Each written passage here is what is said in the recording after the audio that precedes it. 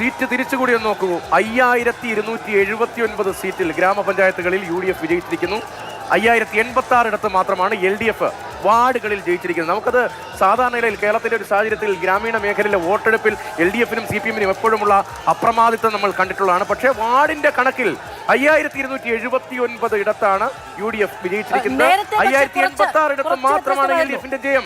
നേരത്തെ ഈ പറയുന്ന ഗ്രാമപഞ്ചായത്തുകളിൽ മുന്നിൽ ആയിരുന്നുവെങ്കിലും അതിലെ വാർഡ് കണക്കിലെങ്കിലും UDF കുറച്ച് മുന്നിലായിരുന്നു, LDF കുറച്ച് മുന്നിലായിരുന്നു. അതും മാറിയിരിക്കുന്നു എന്നുള്ളതാണ്. ഇപ്പോൾ വാർഡ് കണക്കിലും 5297ലേക്ക് വന്നിരിക്കുന്നു. ചിത്രം ക്ലിയർ ആണ്, വ്യക്തമാണ്. സുദൃഢമായ അടിത്തറ ഉണ്ടാക്കിയിരിക്കുന്നു. ഒരു ഇടവേളയ്ക്ക് ശേഷം UDF തദ്ദേശ തിരഞ്ഞെടുപ്പിൽ ഒരുപക്ഷെ സമാനതകളില്ലാത്ത ചരിത്രത്തിലെ ഏറ്റവും വലിയ തദ്ദേശ തിരഞ്ഞെടുപ്പിലെ വിജയത്തിലേക്ക് UDF എത്തുകയാണ്.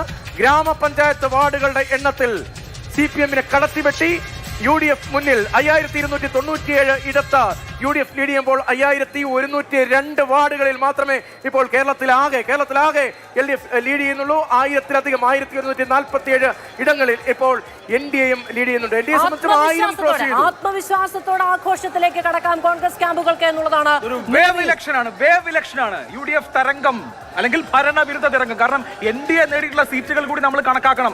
NDA അവരുടെ ചരിത്രത്തിലെ ഏറ്റവും മികച്ച പ്രകടനം ഇത്തവണ കാഴ്ചവെച്ചു. 1000-ൽ പരം ഇടങ്ങളിൽ 1163 പഞ്ചായത്ത് വാർഡുകൾ NDA വിജയിച്ചു കഴിഞ്ഞു. മാത്രമല്ല ജില്ലാ പഞ്ചായത്ത് ഡിവിഷനുകളിൽ 4 NDA ലീഡ് ചെയ്യുന്നുണ്ട്. ബ്ലോക്ക് പഞ്ചായത്തിൽ 84 ലീഡ് ചെയ്യുന്നുണ്ട്. പഞ്ചായത്തിൽ 1153, മുനിസിപ്പാലിറ്റികൾ 286 എന്ന നിലയ്ക്ക്. അതായത് നഗരമേഖലകളിൽ വലിയ സ്വീകാര്യത, നമ്മുടെ ചെറുനഗര മേഖലകളിൽ വലിയ സ്വീകാര്യത ഇന്ത്യക്കുണ്ട് എന്നത് കൂടി കാണാതെ പോകരുത്. 285 മുനിസിപ്പൽ വാർഡുകളിൽ വിജയിച്ചു. ലോക്സഭാ തെരഞ്ഞെടുപ്പിൽ 11 മുന്നേറ്റം കൈവരിച്ചിരിക്കുന്നത് ആവർത്തിക്കാൻ കഴിയുന്നുണ്ട് NDAക്ക്. അപ്പോൾ വലിയൊരു കോമ്പറ്റീഷൻ. നമുക്ക് നിയമസഭയിലേക്ക് ഉറ്റുനോക്കുമ്പോൾ എന്താണ് കേരളത്തിൽ ഏത് നിലയ്ക്കായിരിക്കും ഇത് പോവുക എന്നുള്ളത് വളരെ കൗതുകമുള്ള കാര്യമാണ്. തിരുവനന്തപുരം ജില്ലാ പഞ്ചായത്തിലും ഏറെക്കുറെ ഇഞ്ചോടിഞ്ച് ഫൈറ്റ് തുടരുകയാണ്. 15 LDF ലീഡ് ചെയ്യുന്നു. LDFനാണ് ഇപ്പോൾ എഡ്ജുള്ളത്. പക്ഷേ 12 ഡിവിഷനുകളിൽ UDF ലീഡ് ചെയ്യുകയാണ്. കഴിഞ്ഞ തവണത്തെ കണക്ക് ഞാൻ NDAയുടെ കണക്കൊന്ന് പറയാം. ഇപ്പോൾ 1162 വാർഡുകളിൽ NDA ലീഡ് ചെയ്യുന്നു. കഴിഞ്ഞ തവണ 1118 വാർഡുകളാണ് ഉണ്ടായിരുന്നത്. അതിനേക്കാൾ കൂടുതൽ. ബ്ലോക്ക് പഞ്ചായത്തിൽ 37 ഡിവിഷനുകൾ ഉണ്ടായിരുന്നു. ഇത്തവണ അത് 42ആയി. ജില്ലാ പഞ്ചായത്ത് 2, ഇപ്പോഴും 2. 320 മുനിസിപ്പൽ കോർപ്പറേഷൻ പിന്നെ ഡിവിഷനുകൾ ഉണ്ടായിരുന്നത് 320, ഇപ്പോൾ 307. കഴിഞ്ഞിട്ടില്ല കേട്ടോ.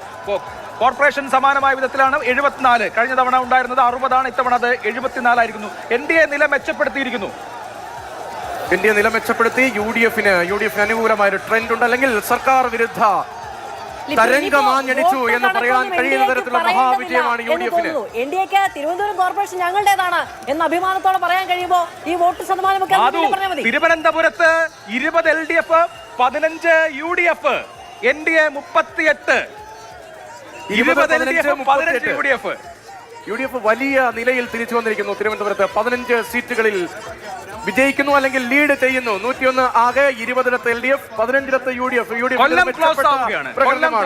അതായത് ശബരിനാഥൻ നേരത്തെ പറഞ്ഞ ആത്മവിശ്വാസം, ഇനി എണ്ണാനുള്ളിടത്ത് UDFന് കുറച്ചുകൂടി സീറ്റുകൾ കിട്ടും എന്നുള്ളതായിരുന്നു ശബരിനാഥന്റേത്. കാരണം NDAയുടേത് കുറഞ്ഞിട്ടില്ല, LDFന്റേതും കുറഞ്ഞിട്ടില്ല. പുതുതായി ചേർക്കപ്പെട്ട ഒരു കണക്ക് UDFന് അനുകൂലമായി വന്നു. അതാണ് ഒരു ഫോട്ടോ ഫിനിഷാണോ കൊല്ലത്ത്?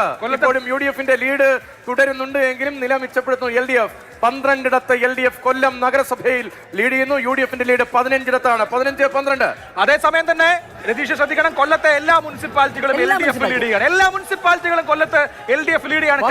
നഗരസഭയിൽ 10 BJP. അത് വളരെ വലിയ നമ്പറാണ്. LDF 15, BJP 10, 15 UDF. കൊല്ലത്ത് ഒരുപക്ഷെ ഒരു തൂക്കസഭ വന്നേക്കാം. അതേ